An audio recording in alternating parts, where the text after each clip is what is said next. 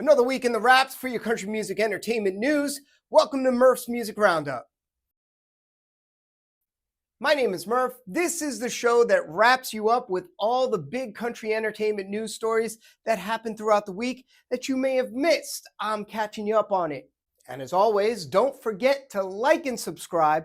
Maybe share it with a friend. Oh, and if you like country music entertainment news, you can go follow me on Instagram at MurphDog17 or right there. You can see the name, just follow that. So what do you say we start things off with Tyler Hubbard? He was able to catch some downtime on his touring and working on new music, and he took his family camping. Well, what do you do when you go camping? Well, typically you fish. If you run into Tyler Hubbard fishing, I'd steer clear from him. Why, Murph? Why would you not go near Tyler Hubbard? Well, there's a reason. He actually somehow, some way, hooked himself in the back of the head. Yeah, with the fish hook.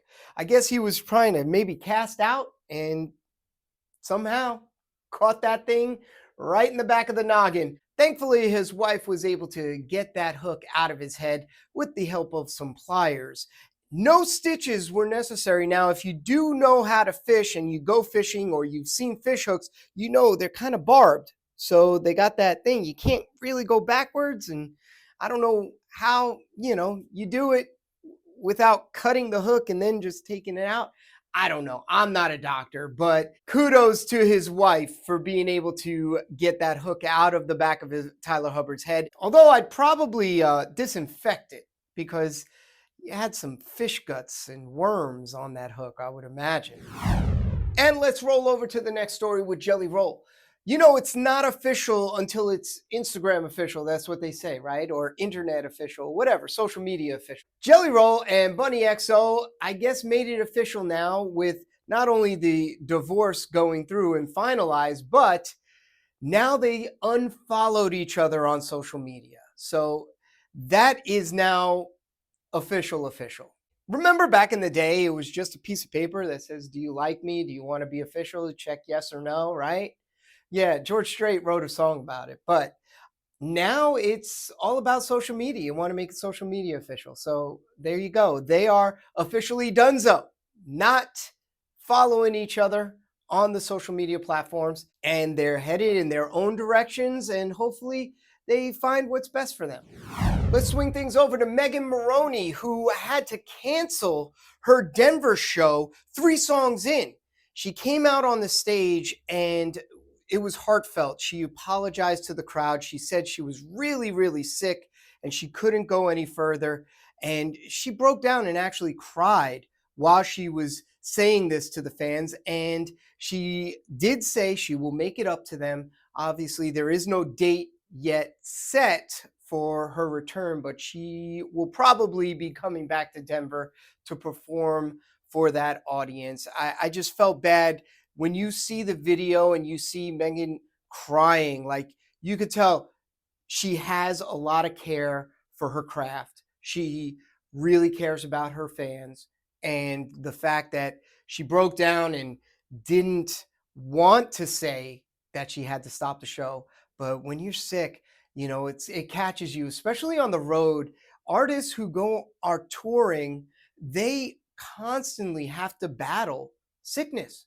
It always happens. Think about it. You're going from city to city, bus stop to truck stop, and you're obviously in the mix of so many different colds and viruses and stuff like that.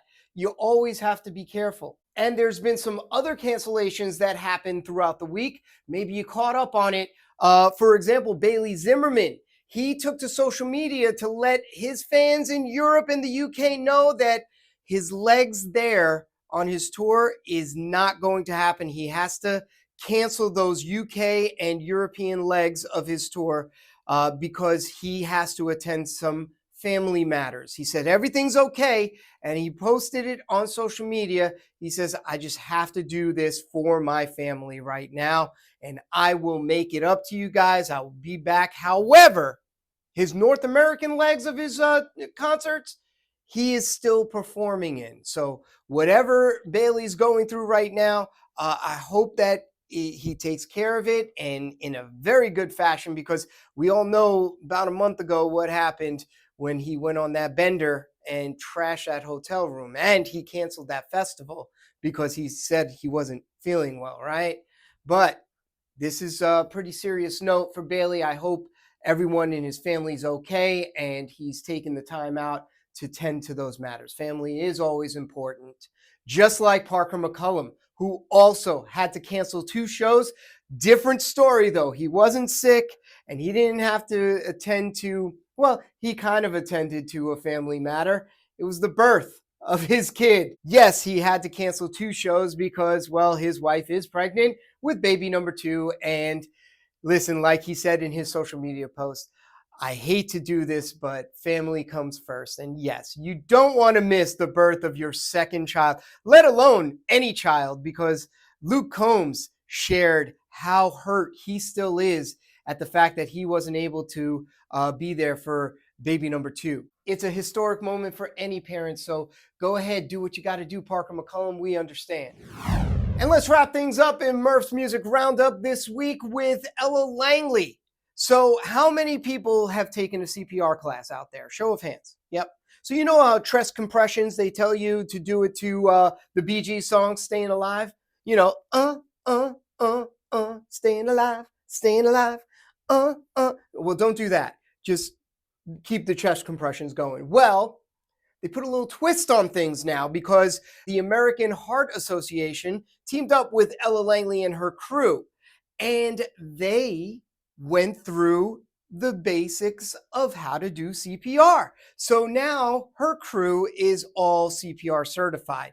But here's the catch. Turns out Ella Langley's song, Choosing Texas, makes the perfect tempo for chest compression. Do it with me now. Come on. She's from Texas, I can tell by the way he's two-stepping on that floor.